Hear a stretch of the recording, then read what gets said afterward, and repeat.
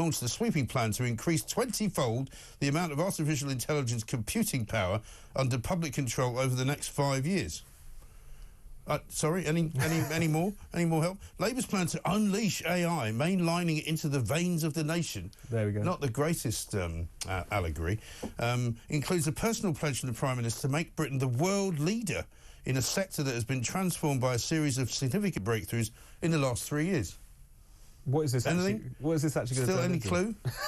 The plan includes a potentially controversial scheme to unlock public data to help fuel the growth of AI businesses.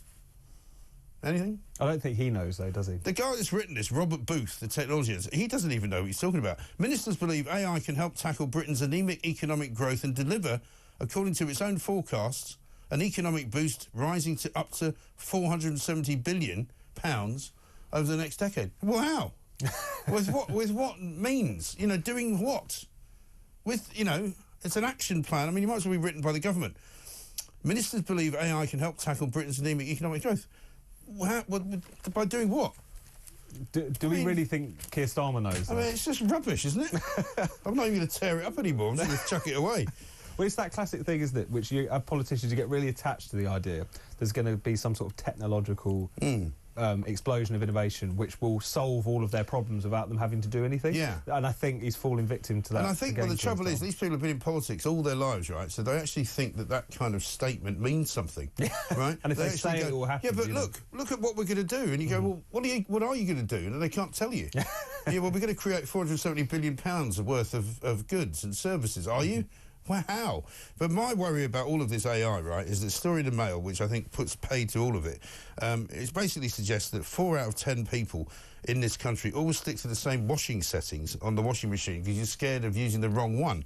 Basically, people are baffled by the technology they've got in their house at the moment. Now, I don't know if you're one of these people. Struggles of millions of technologically challenged Britons we have with our home appliances have been laid bare in a poll. 2,000 adults surveyed, 28% consider the washing machine the most confusing piece of household tech, 47% using the same programme every time. Quick wash is the most popular setting. That's what I do. You do a quick wash and dry, right? It takes about 35 minutes. That's the only one I use. I don't like to use the others. And, you know, worst case, you could use your AI to explain it to you. Well, you could. According to Keir Starmer, it will solve all of your problems. Apparently, you won't need to have a washing machine because AI will do it all for you. What does that somehow. Yeah. And it will sort the potholes out as well. Right. When it's not filling potholes, it's doing your laundry. Yeah. Now, so. Is it a robot? You know, is it just something that you imagine? Is it something? 77% hardly ever put their wash on eco mode. Why would you? On principle, you can't touch it. No, because 56% find the length of time it runs for off-putting. On top of that, 21% do not know if their machine even has this setting. Because you can't read it. I mean, I've got a problem, and even a descaling program on a coffee machine is seen as the most complex to understand on the gadget. I don't even have a coffee machine. Have you got a coffee machine? I do, actually, and I never... Have you descaled it? It flashes, it tells me that I should, and I still... That's the other thing with washing machines. There used to be, there used to be a little kind of a thing that you draw that you pulled out, and you had to empty. Yeah.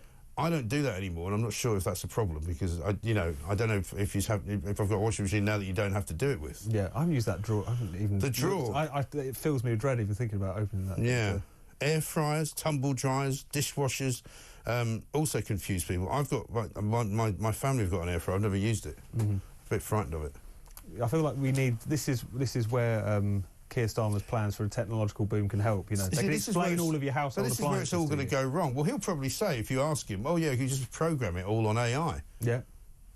And then also, don't you lose, like, if you get loads of AI to do things, doesn't that mean people will lose their jobs? Well, that's the fear, isn't it? But whose job's being lost here? The person who would otherwise explain to you what the eco mode was. You know, that's a job that we could do without, probably. Isn't that usually the guy in Curry's that sells it to you? And he tells you everything in about the first 5 minutes you're standing there and you've completely forgotten it as soon as you walk out of the place. The other thing I've got is a freezer problem, right? Well, how do you defrost a freezer now? Because I've got a freezer, it doesn't seem to have any buttons. There's nothing to say that, you know, here's a button you press for defrost. Just do a hard defrost and unplug it? I don't even know where it's plugged in. No, because everything's behind walls and, you know, I don't know, I had the place redone, it was all rewired, you know, I've no idea where the plug is. Well, if anyone can help Mike out, they should call Yeah. in voice notes. I mean, my sorts. producer Christian suggests I take a hairdryer to it. But I'm pretty sure that's not the most technologically advanced method. But the top drawer, I can barely open the top drawer. You know, it's one of those, it's a small one. It's got 3 drawers. The top drawer's stuck, by and large. So, anyway, that's my revolution for AI. If anyone else can help me with what AI actually is and how we're going to make £470 billion, I'd be very, very grateful for an explanation. Let's get a voice note from Chris. Morning, Michael. Chris from London. Regarding Rachel from accounts, how is she going to get anybody to make a decision when 90% of them are still working from home and threatening to strike if they're made to go to the office? I think I know where the first cuts would be. Yes, I think you're absolutely right. I think we've got that clip now. Have we got that clip? This is Peter Kyle talking to Trevor Phillips about all of this. She's coming back, she says, with £600 million worth of investment over the next 5 years, and that's something that she's very proud of. But let's put that in context. In 1 year, 2023, Indonesia landed 60 times as much Chinese investment, 7 billion. Hungary, 40 times as much as us.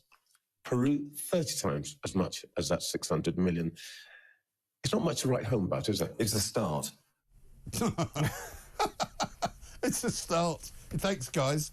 Yeah, so Peru, they give Peru more money and everybody else there on that list. But it's a start. That's great, isn't it? They've been in power for 7 months. Rachel Reeves goes to China, comes back with less than they gave Peru. It's a start, isn't it? Yeah, it's the start of the end of her career, I think. 6:31.